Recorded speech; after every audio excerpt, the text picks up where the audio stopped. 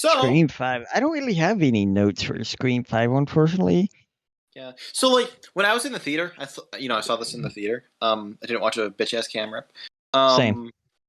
I actually took a decent amount of notes. Like even though I was in the theater and I wanted to pay full attention, I don't know. I could still somehow like take good notes while I'm watching a movie.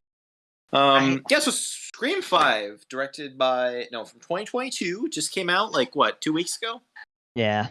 Directed by Matt Bettinelli Open and Tyler Gillette. who did Matt MBO did Ready or Not, which is also decent. Yeah. Yeah. So I fucking really, really enjoyed this movie. Yeah, me too. I have my issues with it for sure, but yeah, this was really fun seeing it in the theater. I mean, this isn't like the first movie I'd seen in the theater since COVID. I did see The French Dispatch back in November, but like it's been a couple months since I've seen something, so it was really fun. I got to see this, and then I watched Licorice Pizza right after with one of my friends, so that was cool. Let's start with that opening because it kind of throws you off because the first person who gets attacked, this is a straight opening like the first, except this time she lives, which is a first for the franchise. Yeah. Which is kind of your first sign that this movie is going to be a little different. It's built different. It really is, but it's built different in all the right ways. Yeah. Yeah, it is kind of back. Yeah, it's kind of like a I forget what they call it. What do they say? Requel? Yeah, they're like it's making like fun of requels in they're like making references. Horror. Yeah, they're making references to shit like like Halloween 2018. Oh, the Babadook, yeah, Babadook, The Witch, Hereditary. Yeah, I forget her name. What's Jenna Ortega is the actor? Tara. Yeah, Tara. She's she's like more of like a art horror person, so that's cool. I'd follow her on Letterboxd. What? She's on Letterboxd? No, I'd follow the character on Letterboxd. I was like, yo. But yeah, full spoilers. We haven't been talking spoilers in the discussions about this movie up until this point, but full spoilers. I still prefer the Babadook. That was a good line. Legendary. Yeah. There's one I prefer before it, which is the big killer reveal, the first one. Yeah. Where she's like, "Welcome to Act 3, bitch," and just absolutely fucking obliterates the friend. Yeah. Fuck. My notes are a fucking clusterfuck for this one. Okay, so I mean, I guess I can go somewhere. This movie, of course, starts out differently. She survives the attack, and then her older sister is informed by Wes Hicks, who is Judy Hicks' son. Yeah. By the way, had to be at least like 11. Wait, no, probably like he had to be younger than me because he's 18 and still in high school in this movie. So did she have a son in 11? Because like this is like 10 years later. Yeah, this is 10 years later, and he's 18, so he had to be 8 at the time of Scream 4. I guess. Sorry. I guess I just wasn't aware that like she had a kid in that one. It's never mentioned. Yeah. So this is kind of like a retroactive thing. It's the guy from fucking 13 Reasons Why. Yeah, he's in other stuff. He's actually a good actor, but he's like forever now known as the 13 Reasons Why guy. Yeah. They right. And like the like teenagers, they all look like they're like fucking 30. Which is just like that older. They're like our age. Well, actually I'm older than you. They're like my age, but in high school. Are they really? Yeah. I do not think Dylan Minnette or whatever is like 22 or There's something. No way there was no way he's like 28. Hold on. Yes, he fucking is. Come on. 13 Reasons Why. That came out like hold up.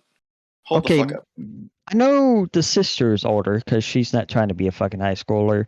Mason Gooding, 1996. So he's like 3 years older than me. It's like 25, mid-20s. I guess that's fair. That's fair. Amber, who is the fucking killer, she's older than me by a few months. Oh, okay.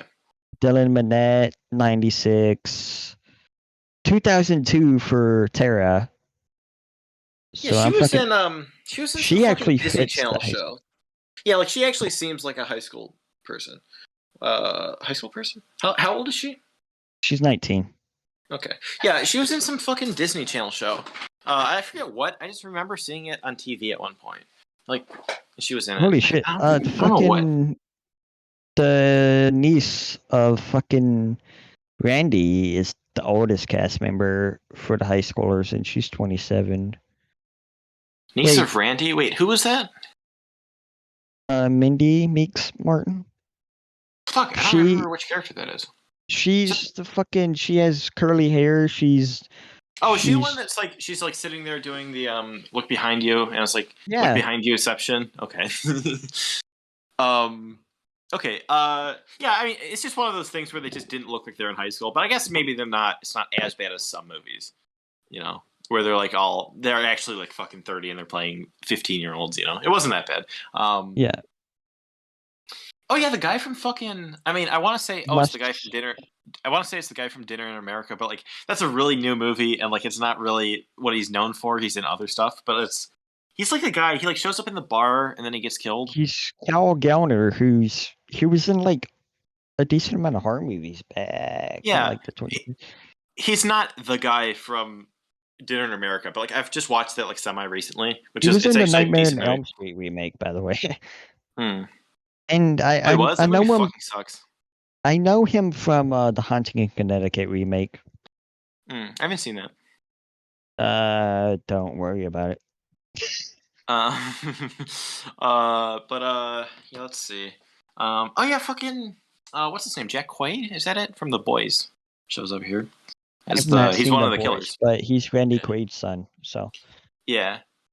Yeah, I was like watching it. I was like, I know he looks familiar. And I thought, yeah, he's the guy from The Boys. The Boys. I'm not sure I've seen him in anything else aside from knowing he's fucking Randy Quaid's son. Yeah. Oh yeah, he was in the Hunger Games. Never mind. The Hungry Games? Yeah. Is that fucking parody? No, that's the Starving Games. Never mind. No, the Hunger Games is the actual fucking movie. Yeah. All right, I'm an idiot. Yeah, I like that his character. He's like always becoming obsessed with like Stab, and he's like binging them all on Netflix. He's but like slowly obviously that's not real because like he actually like faked a whole fucking relationship with what's her name, Sam, to get to this point. So like obviously he probably knows what Stab is. Like the whole point of the movie, like the whole thing is that it's like a comment on like modern like fan culture and like how people are so obsessed. Yeah, which is interesting. That's like an interesting. Which is twist. A very real thing. It's very real. Like they have all the things like the YouTube thumbnails of like every stab kill ranked worst to best. And fucking Dead Meat was in this movie. Yeah. Which is fun because I used to like write off Dead Meat as like, oh my god, they just summarize the movie. Nah, Dead Meat just does the kills and like actually goes into behind the scenes shit. They're actually a good fucking channel. Fucking Ending Explained. I forget what it's called. I think it's called like Foundflix or some shit. I know what you're talking about. I've never seen a vid, but I used to watch them all the time back when I was a fucking pussy who couldn't watch horror movies. I would be like, it's a showy horror movie. And then I just watch like them fucking like break it down, so I'm not actually watching horror movie like a fucking pussy. Anyway, yeah, it's like they say, like their videos are called like say I don't know, Annabelle Creation Ending Explained. It's not. They just go through beat for beat of the movie, and they don't even fucking explain the ending. Like there's movies. I think it was like The Ritual, which I haven't seen because I fucking watched their video and they spoiled it. But it's like the ending was like ambiguous or some shit. I don't really know. It's a good fucking movie. And they're like, and he's like, he doesn't fucking explain the ending. He's just like, I don't know what the ending is. It was something like that. It's just fuck off. It's just I don't like those channels where they just break down the entire movie. It's very lazy content, in my opinion. Yeah. Anyway, back to fucking Scream. Yeah, it is definitely commenting on fan culture and kind of how people can become, like they even say at one point, it's like, oh, the Stab movies, people they like attach this. People have like emotional connections to these things. They like, they grew up with it and like that type of stuff. And like the very obvious reference to The Last Jedi, which is like a kind of a diverse divisive, Star Wars movie. I like The Last Jedi. It's the only fucking sequel trilogy movie I like, even if it's got its problems. I don't like it. At least I think it's ambitious. It is, but I think it fails miserably. I think the entire movie is a fucking clusterfuck. Yeah, I don't like. I haven't seen it since I saw it in theaters, though, so maybe my opinion is going to. I haven't seen it since 2018 either, but like, like when I watched that, that's not the point where I was like, man, fuck Rian Johnson, I'm gonna send him death threats. It was where I was like, you know what? I don't give a fuck about Star Wars anymore. Because, like, I've talked about it before. I used to be a massive Star Wars nerd. Like, like, literally every other person I, like, grew up with them, they were I really loved them as a kid. And, like, I was really hyped for Force Awakens. And then it's like, Last Jedi came out. I was like, you know what? I don't really give a shit anymore. But, like, yeah, some people, it's like, I know that Rian Johnson, he, like, actually, like, received a bunch of death threats and stuff. Yeah? Yeah, it's like, fuck off. Like, yeah, definitely some people get way too caught up in fiction. And, it happens. Yeah.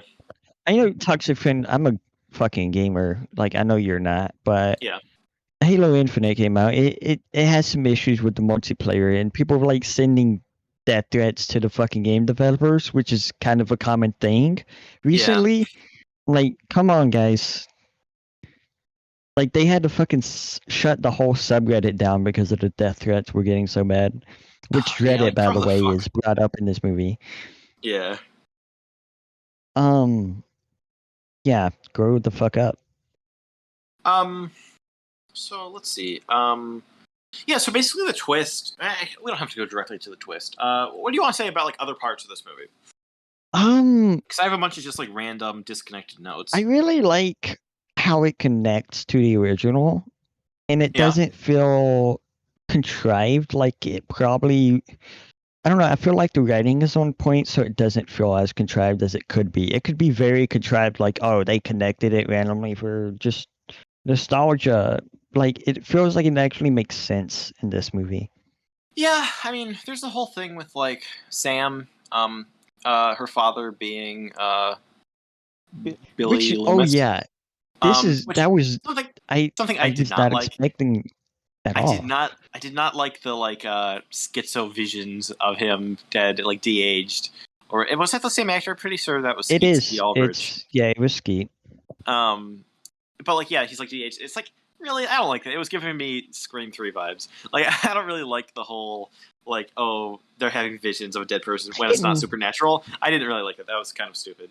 I can understand that. I didn't mind it. I was not expecting it at all, but I don't know. I kind of like the idea of a not so completely sane main character. Yeah, true. But like, I didn't really like also that scene when she's telling Tara, whatever, about it. It just felt really, even though it's kind of exposition. It just that scene wasn't done well, in my opinion. Maybe this is a nitpick, but it's just like it felt really like they're just explaining it to the audience. It didn't really feel like it really worked in that moment. Maybe it was just something about the performance. I'm not really sure, but yeah, I don't know. There's something about the delivery of that scene or the execution of it felt really like they're just trying to get this information to the audience. I don't know. Wait, hold up. What? Okay, so I'm just on the fucking Wikipedia right now for this movie, and it says previous Scream actors appeared through vocal cameos in the film, including Matthew Lillard as the Ghostface of Stab 8. I didn't fucking catch that. Me neither. Drew Barrymore as a school principal, Lillard, Panettiere, Jamie Kennedy, Winkler, and Adam Brody, among several cast members as partygoers who participated in the toast for West. Didn't fucking notice that, but I did feel like that toast was very, you know what it was about. The toast is funny because it's about the character West, but it works as a. That's what's funny is I mean it ends. It says like for West, and what's really funny to me is Dylan McNett, whatever, 13 Reasons Why. His character's name is Wes Hicks, and it's like for West. I thought wait, for a second I thought wait. Yeah, exactly. I mean, no, but it's like at the end when it says like ending, for West. I thought, wait, hold up, why are they? And it's like, oh yeah, Wes Craven, obviously. And yeah, this is the first movie not directed by Wes Craven, and I think it's executed very well. I still don't think it's as good as some of the other ones. But like just like visually, I think it looks good. I mean, there's like some really good violence. I really like the violent scenes. There's just some plot stuff I don't really like. Okay, Yeah, go. like one thing I don't like is how the like meta element of it is used in this. So this movie feels okay when they're like mentioning like the requel stuff and how that's like lazy and like how they're just bringing it or like something like that. They're like mentioning that type of stuff. It doesn't feel as earned as it does in the original, or like how the original treats it as like a actually having a point of the references and the the whole point of that movie is that it's like teenagers who are big fans of these horror movies, and the killers are the fans of the horror movies, and that's the whole reason they're doing it and stuff. And like in this, it feels like it's more self-referential. Is that the right word? Kind of for the sake of it, to be like, okay, we're clever, we're being meta. We're aware of what the movie is, even though so much of it takes itself seriously, and it feels like it's trying to be clever and meta for the sake of being like, oh yeah, we're Scream, we do this, instead of actually having a point in the movie. Like this movie would probably work if they didn't have that in it, and I don't think it works nearly as good as the original because it doesn't really feel like it has a point in the movie. It has a very same, or I have the same problem with the Matrix 4. I'm not sure if you've seen that. It just came out like semi-recently. That movie does the same thing, but it's way worse than that because, it's not attached to movies which are meta. But it's like, just like saying like, okay, we're aware that this is like stupid or cliche. It's like, oh, why are they making a requel or whatever? I feel like that doesn't really work. Actually, like in terms of like narratively, why they'd be bringing that stuff up, because it's not really like in the original where they're like movie nerds talking about like, they kind of are, but it's not like Randy talking about the rules of horror. They're just kind of bringing this up, and it almost feels like the writer is kind of addressing it's like addressing it to make it sound that they're aware of like these cliches or like these things that Hollywood does, even though like that technically in the movie that doesn't really it doesn't feel like they'd be bringing that type of thing up, and like it feels like they're trying to make it feel more clever than it actually is, therefore making it like they're just aware of the problems. Like I don't know, I'm not sure if pretentious is the right word, but it feels like they're just trying to be more clever than it actually is. Like I don't think that type of writing is clever. Agree and disagree. Okay. I feel like you do have a point in the requel thing, because I feel like the toxic fandom explanation works a lot better. I understand why the requel thing is there, because it's a recent trend with Child's Play and Halloween. The stuff with the meta aspects, I feel like I see where you're coming from, but at the same time, I'm not really too bothered by it because they are relatives of Randy. But it's like the only way they could have figured it. It feels like the only way they it feels like the only way they figured out how to do it was to have the Meeks involved. Instead of finding their own way of figuring out the meta. But at the same time, I totally don't mind having the Meeks in the movie. It just feels more, I don't know, it feels better than some of the aspects of 2 and 3. Yeah, definitely. I feel like this movie is more well executed as a Scream movie compared to 2 and 3. But like, I just feel like the meta elements of it, it's not really earned. That's what I'm just trying to say.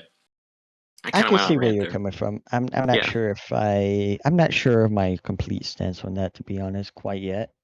Yeah, I think I would have to see the movie another time or two. Yeah, I would definitely rewatch this. Like this is I'm not sure if I'd really rewatch 2 or 3. Definitely not 3. But I think I'd watch, like if I were to go on a little Scream rewatch. Yeah, I'd watch the first one, 4, and then this. Yeah, definitely. I know. I think it shouldn't be too long before this comes out on streaming. Yeah. I mean, I know it. I think it's already made its money back, which is good. Oh yeah, I was gonna point out, for like a January horror movie, because that's usually the dumping ground of all the trash. For January, it's the 5th movie in a franchise. This is actually like really good because like think of some of the other like really bad, like I don't know, like Halloween 5 or something like that. Like there's like some really, or like Nightmare on Elm Street 5. Like yeah, this is like actually a really good sequel for being this late in the This franchise, movie. and for being like a like something like Halloween from 2018. I'm not really a fan of that movie. I think it just falls flat because it takes itself too seriously, and it just doesn't really accomplish anything new. Whereas like this, it kind of does that, but like it actually is like well done. Like it just works in terms of the series. I had a lot of fun with this movie because Yeah.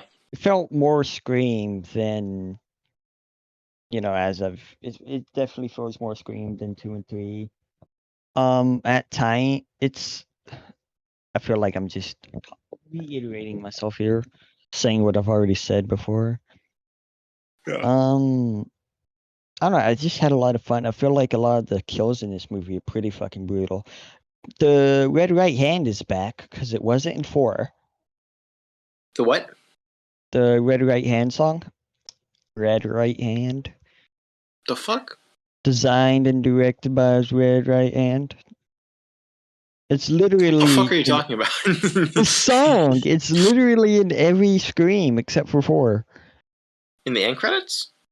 No, it's okay. So the bar Am I scene when stupid? that guy's getting killed, the I song thought that that's was a kind playing of on the lame death, to be honest.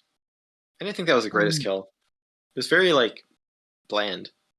I mean, it's not a very extravagant kill, but that's not the Yeah. point. I'm bringing it up. Yeah. Okay. Um, this song that's playing on the radio, she like turns it up before she kills him, or Hmm. he. I think it's probably Amber. It's definitely Amber who kills him. Yeah. But that song that's playing on the radio is the Red Right Hand song, which is in every movie but 4. I did not catch that. That was a recurring song. I'm stupid.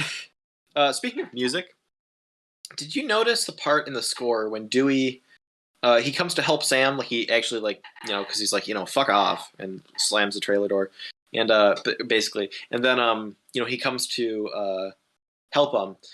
The score sounds so much like the Twin Peaks opening score. Did you notice that? I did not. Yeah, it's very odd. I mean, maybe it's just I like a think certain instrument or something. But I like, it's just actually that one read part. something about that, but I didn't catch it myself. Hmm. Um, we haven't brought up. We've mentioned Wes, but Wes's mother in that whole sequence. Oh I yeah, actually had a friend message me today to complain about that scene. He was really upset it took so long for the cops to yeah. allow 2 people to die. Yeah. So it's so stupid because it's like it's a good scene. It's a good. I really like the execute. I mean, I kind of hate the execution of the part when Wes is walking around the house because I all it love is that. well, it's like it's building tension and you know what's gonna happen. But I hate that there's so many like fake jump scares or not jump scares, fake out like he I closes the didn't door. look at It it happens like like 3 times. I I don't know, but it's like didn't view the scene like that. Maybe that's where I did. To me it was purposely nodding, like purposely like every like door opening, it was doing that not to build tension, but to like, hey, wink, wink. yeah, because it's like There's not going to be he's gonna anybody kill him behind at the some door. point. Yeah, but Yeah, yeah. So basically, all right, Judy's like driving, and it's like track he my calls her and phone. is like, yeah, I'm gonna kill your son or whatever. So she rushes back and calls like all units to my house, and then she gets back and he kills her. And then like Wes just walks around the fucking house and like he even looks out the door, so it's not like that's happening He doesn't as he's look killing her. Doesn't he like too look far out the out door the or door. something? He opens it, but he doesn't look out it or go Yeah. out it. So He it's not like like she's cracks out. it, and he's like, nah. Yeah, and I don't know. It's so stupid that it's like, yeah, the cops don't even show. They don't even show up. Well, he like wanders around the house for 10 minutes. Like, come on, they even though like Woodsboro police are fucking idiots. Come on, you know that they'd show up if a policeman, is calling to bring like back up to their own house. Yeah, Yeah, that was kind of ridiculous. But I like the effect, even though it's a very basic kill. Like the knife through his neck. I feel like you don't usually see that type of effect. Like it's very basic. It's just like some makeup on his neck. But that was kind of cool. I like that. I really like that kill. You don't Yeah, see it often. You could tell, like, and you can tell it's like a practical effect too. Like it didn't yeah, look you like can it was tell it's a CGI. practical Yeah. effect, but I don't really care. Like, I can tell the fucking effects in the thing are practical, but it doesn't draw me out of the movie. No, I love this practical because it's like usually they do like a CGI knife coming out the other side, but it's like you can actually tell that it's like a real like makeup or something in his neck when he cuts it. And So that it's was cool. I such like that. a unique kill. You don't really see the knife through the neck kill like Yeah. that. And I mean, it's you not always like see knives to the neck, but you don't see it in that specific way, like from that angle. I just really liked that they just fully showed it. They just kind of went for it, you know. fuck, what was I saying? Oh yeah, the Dewey. I Oh yeah, saw the it Dewey scene. coming because Yeah, their stakes needed to be what's the word I'm looking for? if all the originals were still alive by the end, it would be kind of lame, honestly.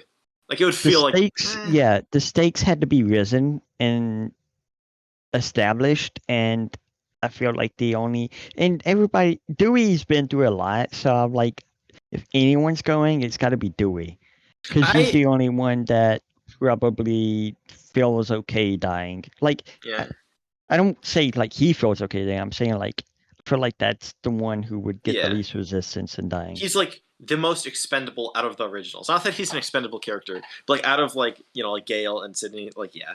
Yeah, Um, yeah. and Also, like you kind of just get it, just the whole how he's living. He's kind of not even the yeah. sheriff anymore because they He's made just him like retire. yeah. Whenever they put alcohol in their coffee, you know that that's supposed to be a sign that like their life has gone downhill in movies.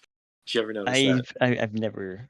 Oh, and there's that part when fucking 13 Reasons Why. I'm just gonna call him that. He says to Dewey, oh, you could be when they're at Randy's sister's house. He's like, you could be a suspect because like, and he says a bunch of stuff like basically how his life went to shit. And Dewey's like, well, you're definitely a suspect because that cut deep. I like that line. That was But, a good one. Yeah. yeah, as soon as he like, I thought he was really just gonna be like, nah, I'm not doing this again. I've been stabbed 9 times or whatever. When he came back and you hear Twin Peaks music, I was like, yeah, he's probably gonna die. It just like, it just felt like the type of plot beat where it would lead to him being like the character who dies because they needed that like emotional moment. The moment the fucking way he dies is he like gets gutted real good. Yeah, he gets like, I keep saying disemboweled during this couple of episodes we're doing, but He really gets disemboweled there. yeah, he gets like straight. I mean, I think they're just doing that so it's like, yeah, he's dead. It's not Yeah. like he gets stabbed in the stomach. Yeah, he gets like fucking gutted. Which fucking like line. yeah, it's an honor. Oh, that's a good. That's Who a was it? great Do you think line. that was Amber, or do you think it was probably It was Amber because Richie was in the elevator. Oh, true. Yeah, true. Which, by the way, the Richie reveal is the fucking twist that got me. I feel so stupid for not getting it because it's like the boyfriend. Yeah, I called Amber. I thought it was either going to be Amber or the A lot of people called Amber. I was thinking it's like I forget her name, but it's the one girl that's like she's gonna like fuck her boyfriend, and then he's like, nah, you might be the killer. I thought it might be her until that happened because it's like they're drawing attention to it. It's probably not gonna be because the boyfriend gets killed, and then yeah, I called it would be Amber, but like I really didn't know who the other one would be. And like yeah, I wasn't expecting, which is it's kind of weird that like he faked this whole relationship just for this. That's a bit ridiculous. But I don't know, it still works. It's a good twist. What was I gonna fucking say? I mean, a lot of people expected Amber. I was convinced after the Dewey kill that there was one killer. I was like, okay, there's been 2 killers. There's got to be just they're mixing it up. There's gonna be one killer. So I was like kind of confused on. What? Honestly, I'm surprised that at some point during the series there wasn't a movie where there were 3 killers. That really seems like there would be a twist where one of them would be there's 3 killers. It's weird that it's always 2, or except for one. I feel like if they're Scream 6, they might. They're gonna have to do something because people are probably gonna expect 3 killers. They should do Cult of Ghostface, where there's like a bunch of. That was the idea for 3, though. Yeah. Oh yeah. Not Cult of Ghostface, but it was like Cult of fucking Stew or whatever. Cult of Chucky. Seed of Chucky. Chucky's come. Speaking of Chucky, the TV show is actually really fun. I've seen it. I don't really know how I feel about horror shows. I've never watched a horror show I liked. Well, that's not like. I mean, I guess I've seen a few miniseries which were good. Haunting Hill House is good. Hell House is good, but anyways, back to the show. I really didn't know who it would be, so I mean, like when Amber gets revealed, I'm like, that makes sense. I really wasn't surprised by that, but then it's like the second fucking killer gets revealed and it's Richie. I'm like, God fucking damn it! I should have known. I was like in a pretty decently packed theater when I saw this movie. So like when Richie gets revealed, everybody was like, God damn it, I knew it. Or I should Yeah. have known. They were like slapping their fucking knee. Like, damn it, it was so obvious. Yeah, the thing is, what's funny is like, it is like, oh, it's the boyfriend. It's the twist from the first one.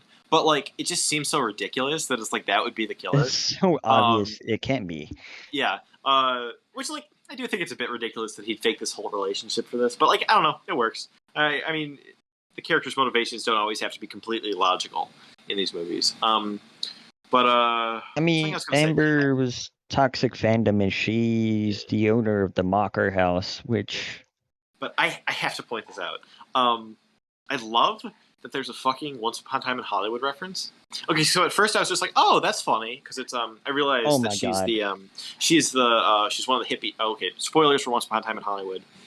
Towards the end of that movie, the Manson hippies, Manson killers. They go to kill Sharon Tate. They break into the wrong house, or they go into, I forget why, but like, and there's a really great brutal scene. I love that scene in Once Upon a Time in Hollywood, where that character, Mikey Madison, I think is her name, plays Amber. Her character in Once Upon a Time in Hollywood, she gets all fucked up.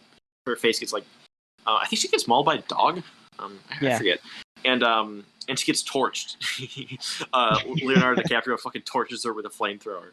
And I love that scene. Watching that back in 2019, I remember there were a bunch of old people in the theater, and something about the volume of like Mikey Madison's like screaming was like so loud, and like it was so like, and, like the old people were like very offended. It was very fun.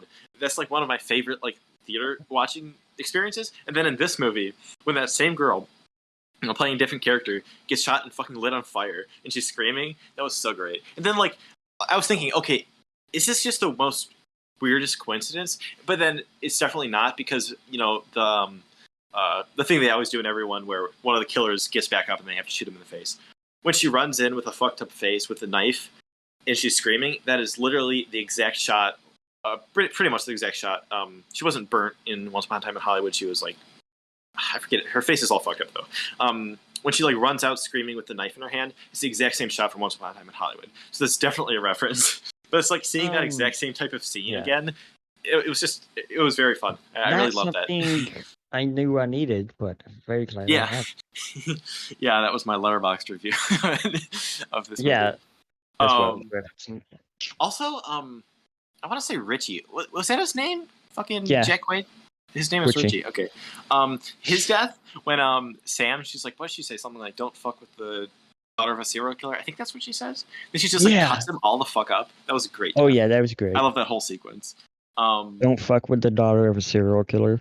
Yeah.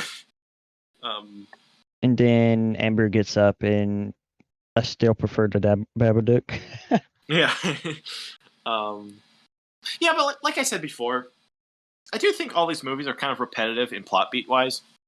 It's like, oh, it's happening again, this or that. There's different things happen throughout where you suspect different people. Someone gets like, I guess nobody really got arrested.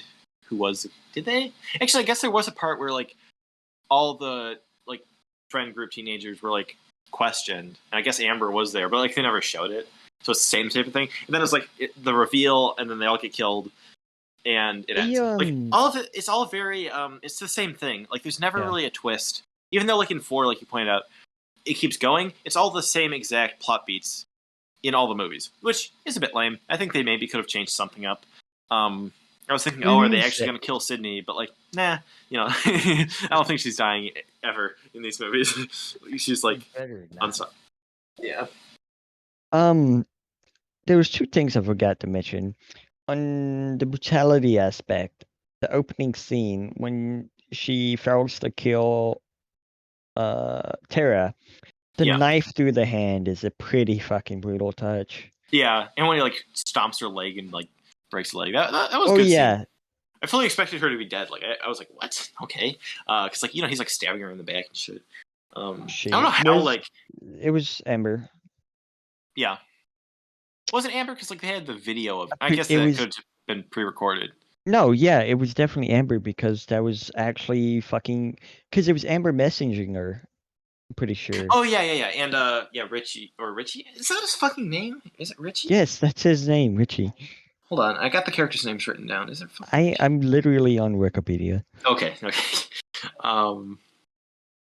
I'm not sure how much more I have to say about these. What I have a else few was I like gonna random say? notes. I said the But brutality aspect. I was going to say something else. Oh yeah, they hint at Amber in the hospital hmm. because all her friends leave the room, and then she's like extra touchy with Tara. She's like, "Do you have your inhaler?" I Oh yeah, and didn't like, fucking pick up on that till after the film, of course, but has there ever been a hospital security guard in a slasher movie who has survived? They always die. They always fucking um, die in the horror movie. The hospital security guards. I don't know. Yeah, I that's like would a not trope at know. this I point. haven't seen all the hospital. Yeah. Um, but yeah, was there anything else I wanted to fucking mention? I guess I can elaborate more on the inhaler twist. It's such a, I really thought that was a smart device to get them to the location. Yeah. I mean, And I mean, when even Richie says, like, I did not think that would fucking work. yeah, Well, something it I was gonna did. say, like, whenever a character in a movie, especially a horror movie, has an inhaler, like that first scene with Tara, and she just goes, like it does the thing. It's like that's going to be a plot device later in the movie. Like even if it's not very obvious, there's never a character who has an inhaler in like these types of movies where that's not just a plot device. Like that's always like fucking what was it, Hellraiser, Hellworld? You remember that? It's like a Oh, guy that like yeah. goes into the basement and gets like fucking decapitated or some shit. Yeah, Yeah. Fun movie. that is a Not fun not a movie. bad Hellraiser. Yeah, I mean it's not a good Hellraiser movie, but it's a fun slasher. Yeah. hmm Um, I just have some other like random notes. Then I'll give my rating. I don't have much more to say about it. I've a Oh really yeah. Sorry. no, that's fine. Heather Matarazzo is back in this one Yeah, as with the fucking Andy's sister. Randy home theater tribute, Yeah. which was fun. There's a little reference I caught that I'm really happy that I caught this. Um, in the scene when Wes is walking around his house, there's a note on the refrigerator from his mother, Oh Judy yeah, Hicks. I was going to That's mention yeah, that this. says lemon bars in the fridge. And in 4, Yep. Gail says, "Oh yeah, by the way, your lemon bars are ass, or it tastes like ass, or something like that." Yeah, So that was just a really because fun like it's lemon callback. squares. Yeah, yeah, that was just random I thing. noticed that on Um, my screen for rewatch because when they're outside of the book thing, she's like, "I got lemon squares in my car." yeah. I was like, "Wait a Um, minute." I mean, overall, I really enjoyed this film. yeah. Like I said before, I think some of the writing isn't that good, and I do think it takes itself a bit too seriously for what it is. I feel like it could have maybe been a bit more lighthearted. I don't know, just the serious tone gave me like Halloween 2018 vibes. I don't know. I don't. I feel like it could have been better, but like for what it is, I think it's really good. Um, but let's see. There is a point where I'm not sure. I might just be getting this wrong, but they're like watching a YouTube video about Stab 8, Yeah. and they say something like, I might be wrong, but they say something like, why is it just called Stab, or something like, oh, something, why is one of them just called Stab and not Stab 8? Something like that. And I thought, wait, are they referencing that this movie is just called Scream and not Scream 5? Or I might be completely wrong about that. I might have just like got the detail about what I'm they're not. saying about the title I wrong. feel like I know what you're talking about, but I'm not sure if it was in that Yeah, YouTube scene. because It that might is have like, been. I don't remember. because to me that's 100% the type of writing that's, oh look, we're pointing out that we're aware that there's this flaw in this movie, even though they continue to have the flaw in the movie, and it doesn't actually change it just because they're aware of it.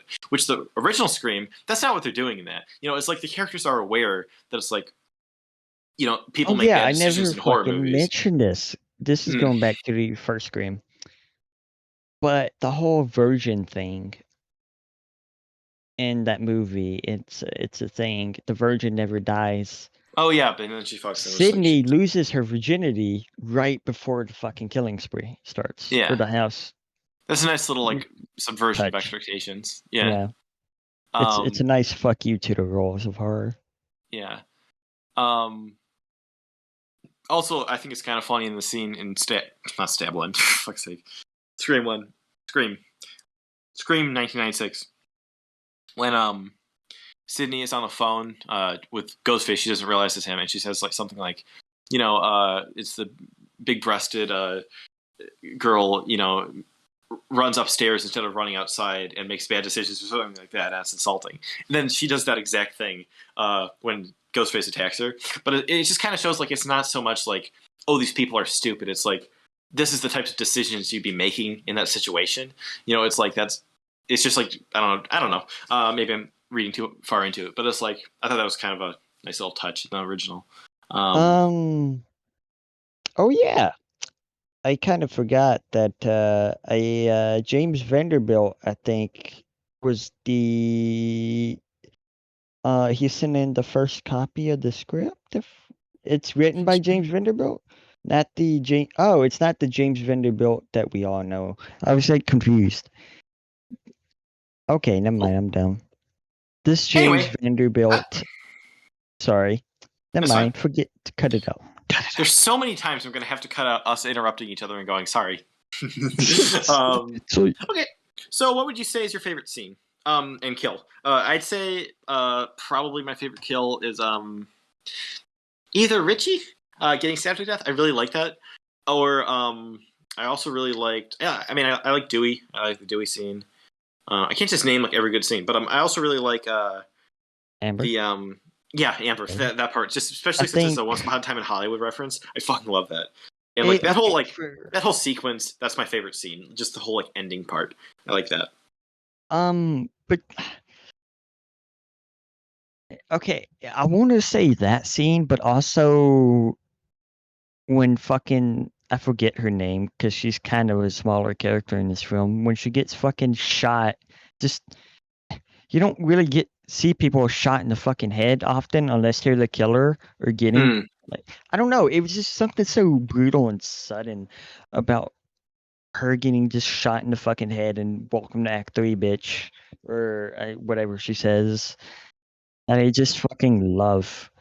I also really like the scene with I forget her character name, but she's laying there on the couch. She's like high or something, and she's watching Stab, and she's watching the Randy scene when he's saying "Look behind you" to Jamie Lee Curtis not looking behind herself, and it's so good. It's Stabception again. Yeah. But like that's the type of thing that works. That works because they're watching a movie that's in the universe of a movie that's in the universe. Like I just like that. Like that's the type of meta stuff that I like. Why is everyone in this movie fucking hot? I noticed that. Yeah, true. Everyone in this movie is hot. Yeah, damn. Facts though. I would give it a 6 out of 10. Especially Amber. Wink, wink. Yes, Amber is very hot. Why is it that I always do that? You'll say someone hot, and I'll just be like, "Yes, I agree." I'm always thirsting on the fucking podcast. Anyway, I would give this a 6 out of 10. I really do feel like this is a 10. I'm offended. I feel like this is a better version of Halloween 2018. I don't know. That's the vibes I get, and like it's just a generally solid modern slasher, despite taking itself too seriously and having some bad writing, I think. But I don't know. I think it's one of the best of the franchise. Maybe hopefully that rating will go up on rewatch. I don't know. That's up to you. I give it a 7. Me, I give it a 9 out of 10. I just really nice. I was not expecting it to be this fucking solid. Yeah. I did not expect to have this. I really like the fucking franchise, so I was obviously what's word is receptive to words? I don't know. I don't know that there's another fucking Scream movie and it's not Wes, and I was worried. Yeah, because this could have been complete dumpster fire. This could have been terrible. This could have been worse than Scream 3. And I had hope because I really liked the cast, and I thought the directors were a good fit. Yeah. So, I mean, legacy characters returning, so it had a chance to be great, and it was for me. So it's a 9 out of 10 for me. Yeah, for me, the 6 out of 10. I didn't really like that I gave both this and Scream 2 a 6 out of 10, but like since I changed Scream 2 to 5 out of 10, I feel better about it. Also, I feel like this is a 7 out of 10 movie, but just because I just watched Matrix 4 recently and it had that same stupid type of self-referential, my fuck my life, Reference. self-referential, yeah, same type of writing like that. I really don't like that, and that's something that I don't like, and that type of rating. And so I feel like generally this is like on the same level as like Scream 4, which I gave 7 out of 10. But like I Yeah, just there's I things can about the agree with writing. that. Also, I think it's too long. I don't think it could have been like 100 minutes. I don't think it needed to be like 2 hours. I don't Um, want to necessarily like write off. Like, I don't want to say I'm writing off your opinion, but like, I don't want to say I don't disagree with your complaints with this movie because I was kind of just what's the word? Like, vibing. yeah, I was just really vibing with the fucking movie in the theater, so Yeah, I I wasn't get that. like looking for all the fucking Yeah, mistakes. I was yeah, I just wasn't happy either. I to mean, have another Scream movie that I'm able to watch in the theater. yeah, yeah, and I get that. It's just there's some things in it I really don't like, and there's other stuff I really love about it. But I can't wait to rewatch this movie. Yeah, I want to rewatch it too, which is something I wouldn't think I'd be saying about the fifth movie in a horror franchise that came out in January. So that's it. We did the Scream franchise. Damn. It really be like that. We've been talking for over 3 hours and 20 minutes. Damn, son. I Uh, suspect it's gonna be like 2:45 when we're done editing, or 2:30. no, I'm going to break it into 3 parts. I'm going to Oh do yeah, one and I two. mean, but Or, total runtime anyways. yeah. Yeah, probably. Yeah, I got to edit some shit out. Um, uh, let's see. How would you rank the movies? I would say Oh Scream. yeah, I would say Scream, and then Scream 4, and then 5, and then 2, and then 3. I might change 5 and 4. If I rewatch it and I like mine's it even more, mine's I'd probably very switch those. close. Yeah, Mine's very close to that. Mine's 1, 5, 4, 2, 3. yeah. That might be mine as well, if I rewatch it and like it more. Um, who's your favorite character? Who's your favorite Uh, character? Mine is Stu. it's Mikey Madison. I'm kidding. I'll stop thirsting. Um, Probably Stu. Yeah, Stu's just so good. Stu. I Yeah, really like Matthew Lillard and yeah, oh wow, just little Matthew Lillard, and I've always thought he was an underrated actor. yeah. Sydney's a great final girl. I like her as a final girl. I mean, I feel Sydney's like her great. character becomes less interesting as the movies go on to me. I kind of don't really care, but I'm kind of glad they shifted the focus away from her after 3. It's not so much she's like the main character. Yeah, definitely the And smart like, decision. yeah, but yeah, I don't know. I really like Randy, Dewey. I don't know. There's a lot of good characters here. You know, I really like Kirby and 4. Randy and Stu are great. Yeah. In fact, I really do oh, think I'm not just trying to simp over Mikey Madison. I really do think Amber's a good character. I don't know. I just really like her. She has some good lines. she is really And great. she's really great as like the killer, and just as not the killer, it really works. Like it, that's where it really works as the transition to like all right, like now she's a bad guy compared to like Emma Roberts in Emma Roberts, yeah, and like Jill in 4. I feel like it's I don't know. It's just I had like wrote down in my notes. I didn't mention it, but I was like Emma Roberts is pretty good, but she's nothing like her dad, who's her dad? Eric Roberts. Who the fuck is Eric Roberts? You will know him when you see his face. He's kind of like an actor that's been in everything, but you don't know his name. Or you would probably know his name if you were like born in the 80s and fucking saw Runaway Train when it came out, but He's in a bunch of stuff I've seen, but I don't really recognize. He was in Human Centipede 3. he's in The Dark Interesting. Knight.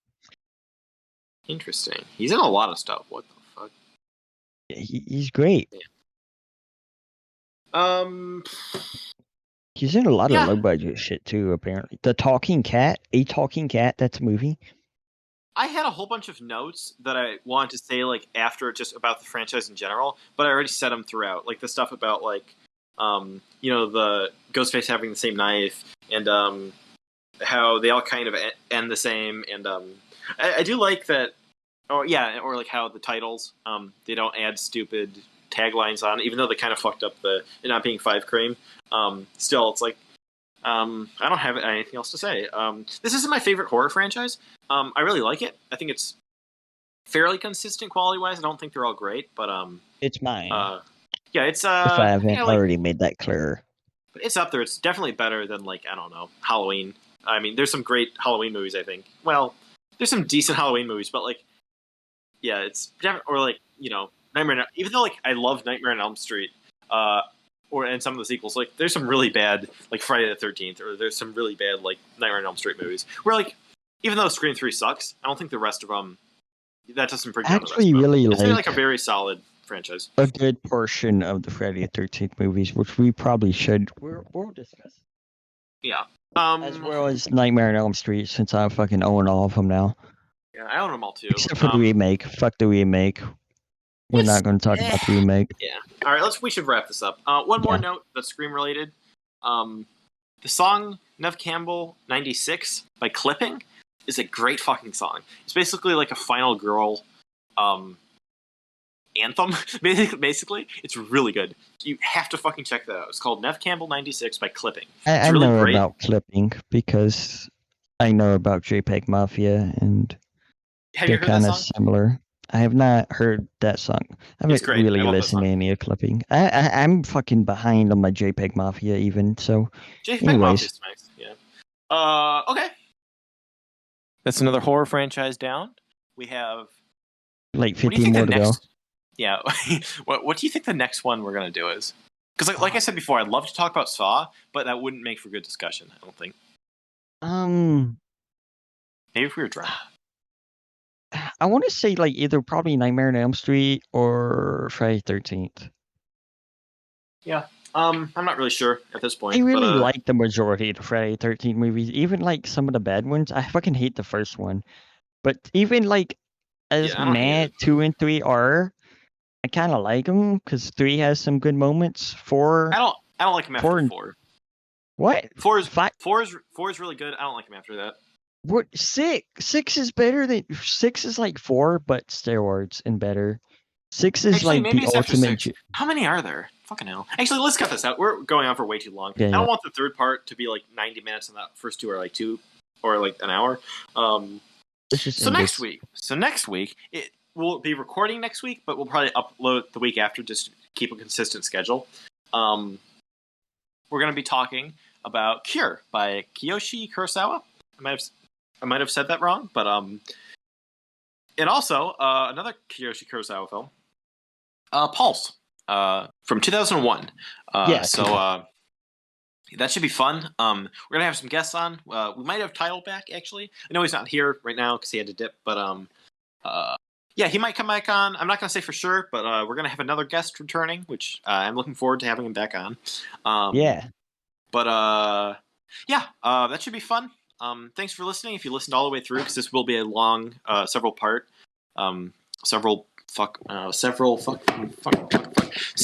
episode. And it was really fun. I really enjoyed talking about these. I actually had a lot more to say about them than I thought I would. But yeah, that was fun.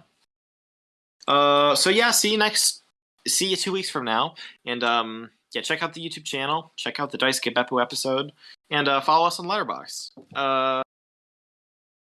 Mikey Madison is hot. Yes.